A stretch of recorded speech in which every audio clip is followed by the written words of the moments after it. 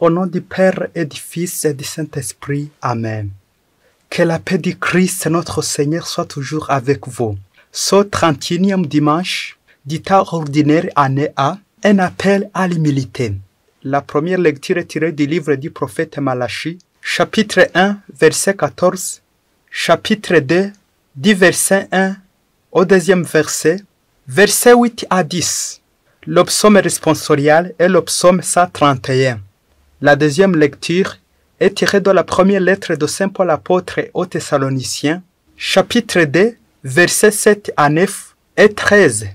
L'évangile est selon Saint Matthieu, chapitre 23, versets 1 à 12. Le Seigneur soit avec vous. L'évangile de Jésus-Christ selon Saint Matthieu.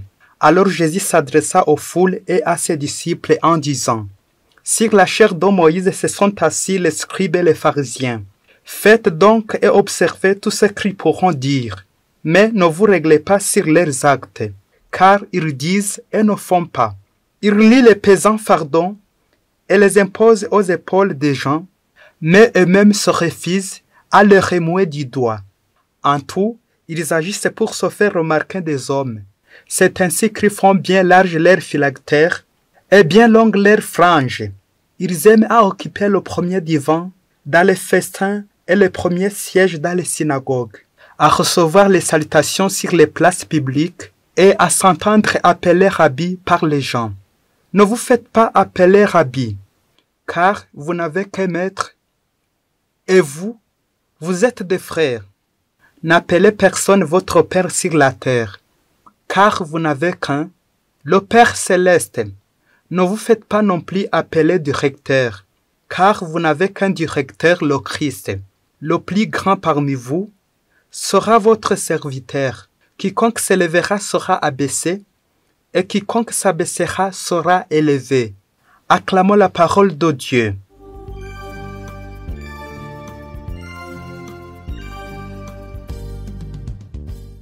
Très chère, belle créature de Dieu, que la paix du Christ règne dans vos murs, dans vos cœurs, dans vos maisons. Les saintes lectures de ce dimanche, 31e dimanche, sont très riches en humilité. Cela nous amène à méditer sur l'humilité et particulièrement notre thème s'intitule « Ces titres qui tuent ». Après cette méditation, toi-même tu vas réfléchir si ton nom, tes titres, s'ils ne te tuent pas. Comment est-ce que mon nom peut me tuer? Comment est-ce que mes titres peuvent me tuer? Un certain Auguste dira, l'orgueil satanise nos actions, tandis que l'humilité les divinise. Chers frères et sœurs, faites attention à nos titres honorifiques, de nos remplis d'orgueil et de jalousie. Ces titres qui tuent. Ces lectures sont un appel à l'humilité. En particulier la première lecture, tirée du livre de Malachie, ainsi que l'évangile selon Saint Matthieu, met en évidence son message, le message d'humilité. L'exhortation de Malachie aux chefs religieux de maintenir leur foi et la mise en garde de Matthieu contre l'hypocrisie des pharisiens font écho aux enseignements de Jésus. Ces saintes lectures dégagent beaucoup de titres, et même des titres honorifiques, des titres de Dieu que nous nous attribuons, peut-être sans le savoir, peut-être par ignorance. Dans ces titres, il nous semble que nous avons accaparé la place de Dieu, et nous pouvons en citer 4. Seigneur ou Maître, mon Seigneur, Père, Chef, Supérieur ou Dirigeant, et tant d'autres, d'où Jésus met en garde la foule qui le suivait et même ses disciples, en leur prodiguant des conseils nécessaires. Faites attention à vos titres remplis d'orgueil et de jalousie, de méchanceté, comme des pharisiens et de docteurs de la loi. Au temps de Jésus, des pharisiens étaient considérés comme des gardes du culte, comme des gardiens de la foi dans la communauté de Dieu, veillaient au culte de Dieu, étaient des chefs de culte, et les docteurs étaient chargés d'enseigner la loi. Et Jésus va dire, ils agissent pour être remarqués par des gens. Souligner cette chose des fois, faire quelque chose pour être remarqué par des gens. Ce texte dit 30e dimanche nous parle des mauvais exemples, des fausses images, de recherche de promotion de corruption et d'abus de pouvoir. Dans nos jours, nous n'avons qu'à lire des journaux, regarder la télévision, pour nous rendre compte que la parole de Dieu s'applique aussi à notre monde d'aujourd'hui. La corruption des dirigeants à tous les niveaux du monde, à tous les coins du monde, dans nos pays proches et lointains, l'abus de pouvoir des riches et des puissants qui imposent leurs lois, beaucoup de fardons des dirigeants sur les dirigeants, et ils ne cherchent que leur propre intérêt. Dans le monde politique, et pourquoi pas dans le monde religieux, nous voyons partout de nombreux scandales de certains représentants politiques et religieux. Tout cela a créé un désordre, une crise de confiance sans précédent dans nos institutions. Ce titre qui nous dit l'autorité de Jésus est exclusivement l'autorité de service et de la libération. La recherche du pouvoir et des richesses, la course aux honneurs ne sont pas seulement des habits du temps de Jésus. Le désir alors de paraître devient alors le but de la vie. Jésus rappelle des gens qui agissent pour être remarqués par des gens, être vus aux yeux des gens, des mentivis, des hypocrites. Ils invitent à enlever les masques et cesser de jouer la comédie. Car ces titres peuvent nous tuer. Ces titres qui tuent. Jetons un coup d'œil dans nos églises, dans nos pays. Vous remarquerez une multitude de gens à la course des honneurs. Cursus honorum. Très loin en Afrique, un religieux avait fait des études très poussées dans des pays à l'étranger, jusqu'à avoir son doctorat. Bien sûr, un doctorat de haut niveau. Alors, dans sa communauté, il était chargé d'une grande entreprise, j'allais dire une grande boutique, pour y travailler comme mission. Et pour gagner son emploi, déjà aimerait utiliser son titre de doctorat et au contraire, on perdait facilement son travail dans son entreprise si tu ne sais pas comment utiliser son titre. Cependant, ce docteur aimait faire l'adoration. Il aimait adorer Jésus dans le Saint-Sacrement. Un jour, deux jeunes garçons se sont présentés devant lui pour faire signer leurs documents, peut-être pour demander l'emploi ailleurs ou dans cette entreprise, car ce docteur religieux était une autorité compétente dans ce pays. Et ces jeunes juste sont arrivés au moment où ce docteur était pressé pour aller faire l'adoration dans la chapelle. Et ils amènent des lettres pour leur faire signer. Le premier avait écrit sur son enveloppe « Son Excellence, le docteur, chef de l'entreprise ». Le deuxième, quant à lui, il a écrit, peut-être négligemment ou par ignorance, « Cher Père N ». Quand le docteur vit ces lettres, il a ouvert vite la lettre du premier garçon et a signé sans même vérifier le contenu de la lettre. Vous vous imaginez pourquoi?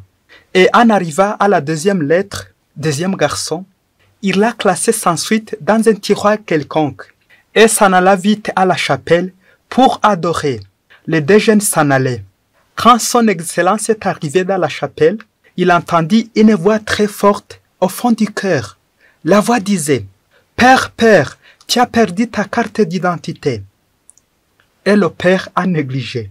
La voix répète la deuxième fois et même la troisième fois. « Père, tu as perdu ta carte d'identité dans le tiroir. » Aussitôt, le père part vite pour aller voir sa carte d'identité, car dans ce temps-là, il y avait beaucoup de problèmes d'insécurité dans ce pays. Il l'a cherché dans sa chambre et ne l'a pas trouvé. Alors il s'est rendu dans le tiroir à l'intention d'y chercher sa carte d'identité. Et il en profita pour ouvrir la lettre du jeune garçon pour y chercher sa carte d'identité. Aussitôt, il a été surpris négativement. Le jeune garçon l'avait écrit « Cher père bien-aimé, faites attention à cette première lettre, car ce garçon réclame ta signature. Il est envoyé par des brigands, des hommes cruels. Ils réclament ta signature pour l'avortement, car tu es une autorité compétente dans ce pays. Ton accord va autoriser un crime contre tous les bébés. » Directement le père se rappelle les mots de Jésus au Saint-Sacrement. « Père, Père, tu as perdu ta carte d'identité. » Alors, il réfléchit directement à son titre. Le père, le docteur, son excellence. Comment réconcilier vraiment? Bien sûr, il a regretté beaucoup parce qu'il n'a pas su ce qu'il a signé. Ces titres qui nous tuent, ces titres qui tuent, ces titres qui autorisent les abus sexuels, des avortements, des adultères, des homosexualités, des pédophilies, des scandales. Tu signes des lettres, vous, hommes de Dieu. Vous classez les lettres sans suite qui vous prodiguent des conseils et vous signez des lettres vraiment qui réclament l'avortement, les abus sexuels, les désordres. Père, tu as perdu ta carte d'identité. L'identité de la vie religieuse, tu l'as perdue. L'identité d'un parent, dans sa maison, d'un père, d'une mère, tu l'as perdue. Va chercher dans le tiroir où tu l'as perdu. Tu classes sans suite des conseils qu'on te prodigue et tu mets en avant les désordres. Chers prêtres, chers religieux et religieuses, pourquoi tu as perdu ton identité, ta carte d'identité? Tu as perdu ton identité catholique, religieuse, chrétienne. Tu l'as sacrifiée aux yeux des brigands, aux yeux des violents, aux yeux des incroyants. Tu as perdu ton identité. Tu as perdu ta paternité, ta maternité, ta bienveillance, aux yeux des honneurs, des titres honorifiques, aux yeux des actes obscurs. Est-ce que tu sais combien de titres tuent? Ces titres qui nous tuent, des titres qui tuent des enfants de Dieu, des honneurs. Au cours de cette semaine, faisons un regard introspectif sur nos titres. Parfois, je suis fâché si on ne m'appelle pas mon grand titre, mon Seigneur, mon Maître, mon Directeur, Son Excellence, et j'ai oublié que je suis Père. Voilà ce que tu as oublié. Tu as oublié la prière, tu as oublié l'adoration, tu as perdu. Et j'ai oublié que je suis serviteur. Et tu as oublié ton tablier comme habit de service, l'habit que tu dois mettre pour servir le Seigneur et son Église. Car nous sommes serviteurs de Dieu. Je vous remercie beaucoup. Que Dieu vous bénisse, le Père et le Fils et le Saint-Esprit. Amen. Abbé Masumbuko Ladislas, du diocèse de Cyangugu.